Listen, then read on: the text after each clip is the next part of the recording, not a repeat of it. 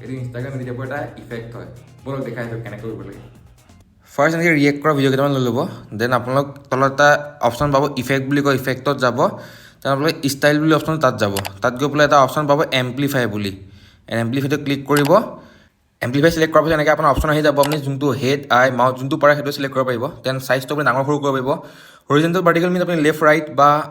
up down কৰিব পাৰিব then আপুনি চাৰ্চত গ'লে যোনটো মন যায় যোনটো অবজেক্ট বা যোনটো বস্তু আপুনি ডাঙৰ কৰিব মন যায় সেইটো বস্তু আপুনি ইয়াত লিখি দিলেই হ'ল চিম্পল সৰু ৱৰ্ডত যেনেকৈ মই ইয়াত চাৰ্চ কৰিছোঁ পাম বুলি পাম চিলেক্ট কৰিছোঁ এণ্ড মোৰ হাতখন দেখিছেনে ডাঙৰ হৈ গৈছে তেনেকৈ যোনটো অবজেক্ট চিলেক্ট কৰিব সেইটো ডাঙৰ হৈ যাব যেনেকৈ এইটোত মই অবজেক্টটো চিলেক্ট কৰিছোঁ ব্লেক কেছ বুলি এইটো ডাঙৰ সৰু কৰিব পাৰিব আপোনাৰ যোনটো অবজেক্ট লাগে বাছ আপুনি চাৰ্চত যাব গৈ পেলাই চাৰ্চ কৰি দিব এণ্ড আপোনালোকে এইটো এপ্লাই হৈ যাব ঠিক আছে